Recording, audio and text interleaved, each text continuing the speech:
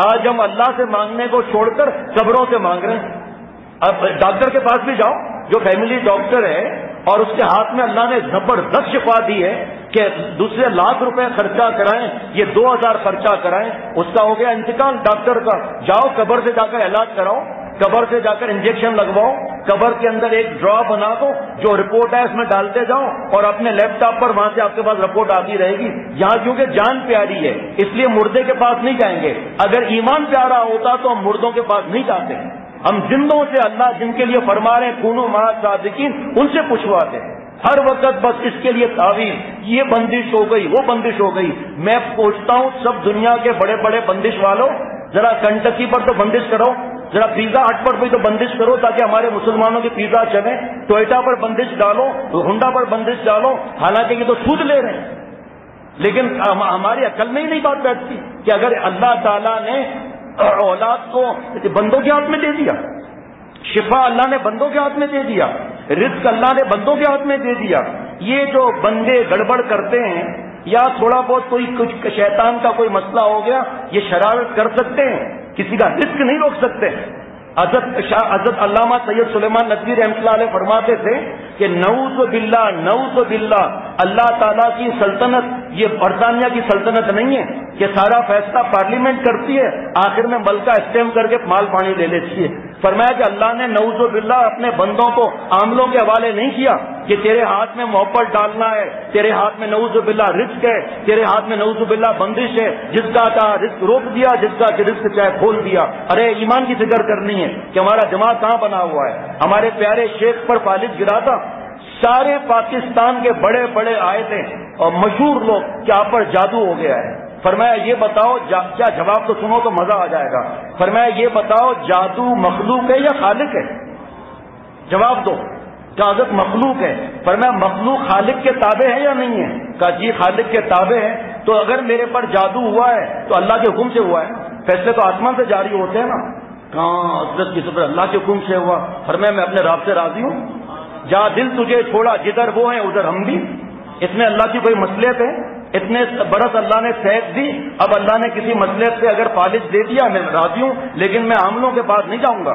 میں اپنے محبوب صلی اللہ علیہ وسلم کے فرمان علی شان مشکات شریف کی حدیث پاک صفحہ 18 پر کہ جو ذرا سنو تو صحیح، ہمارے پیارے نبی صلی اللہ علیہ وسلم رحمت للعالمین ہے.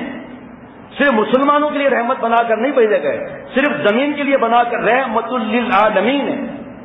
فرمایا کہ نبی صلی اللہ تعالی علیہ وسلم نے جو تینوں کل صبح و شام 3 بار پڑھ لے گا، قل واللہ احد، قل اعوذ برب الفلق، قل اعوذ برب الناس، 3 بار پڑھ لے گا. ذرا اس سے پہلے سوچ لیں کہ عاملوں کی بات پر یقین ہے. اماں سے لڑائی، آپ بتاؤ رونا آئے گا نہیں آئے گا؟ 5 سال ہو گئے اولاد نہیں ہو رہی. گئے جناب قبرستان عامل بابا کے پاس، وہ کہہ رہے ہیں کہ بچی جو ہے اس کے ماں باپ نے بندش کیا ہوا ہے کہ ہماری بیٹی کو اولاد نہ ہو. بولنے سے پہلے شرم تو کر. کون ماں باپ چاہیں گے کہ ہماری بیٹی کو اولاد نہ ہو؟ بس اسی بات مان لی، ماں باپ سے ختم. ماموں نے کر دیا، چچا نے کر دیا، ان سے ختم، بات چیت بند.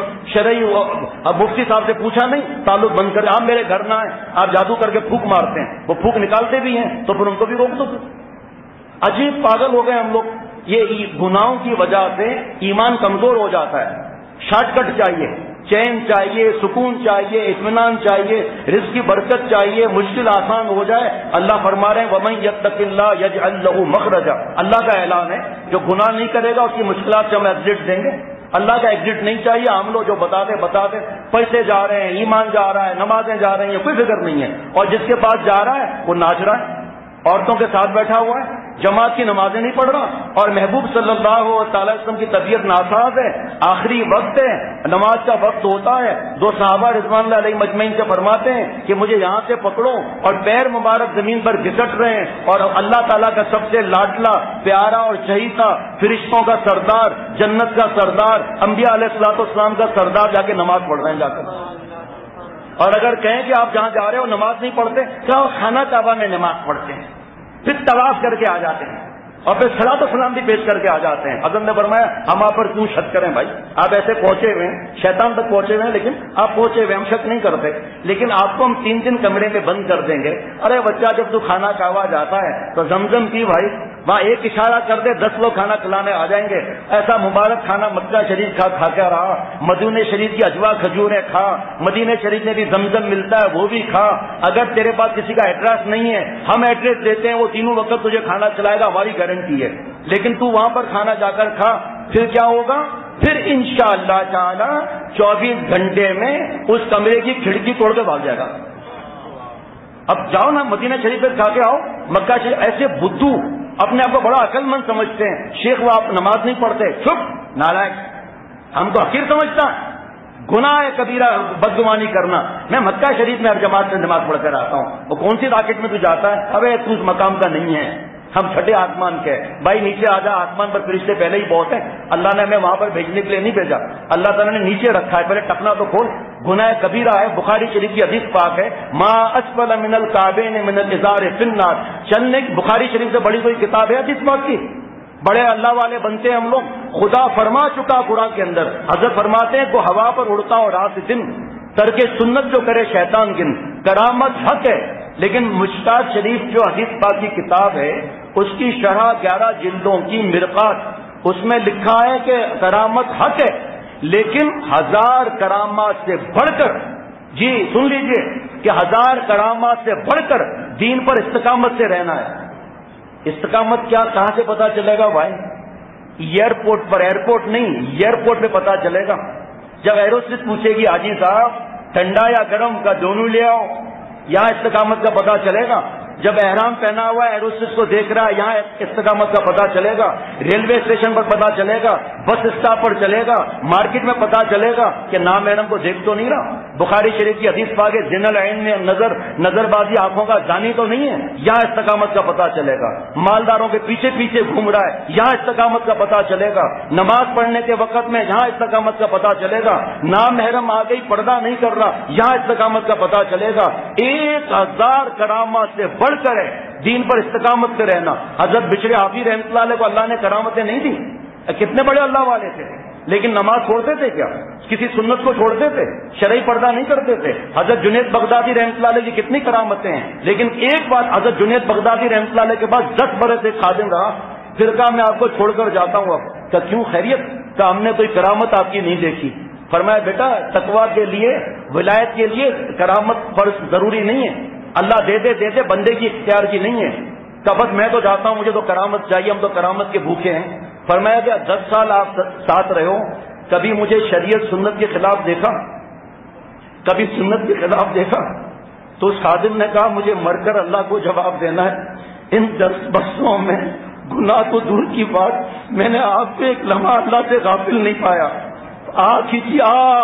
جس جنید نے اپنے رب کو 10 سال ایک ساتھ آراز نہ کیا ہو, رات دن رہنے والے, ارے ظالم اس سے بڑھ کر کیا کرامت دیکھتا ہے. بغداد کی جامع مسجد میں بیٹھے ہوئے حضرت جنید بغدادی رحمۃ اللہ علیہ, اثر کے بعد ایک کھڑا ہو گیا آدمی, کہا اس مسجد میں سب سے جو گندا اور گناہ گار ہو مسجد سے نکل جائے. سب سے پہلے حضرت جنید بغدادی رحمۃ اللہ علیہ نکلے. ان کے شیخ حضرت شبلی رحمۃ اللہ علیہ کو اگر کسی نے کہا کہ آج یہ معاملہ ہوا, ایسی بات نے تو جنید کو جنید بنایا. ارے اللہ والے نہ ہو تو قیامت آ جائے میرے دوستوں, لیکن اللہ والے کون سے؟ شریعت اور سنت کی اتباع کرنے والے.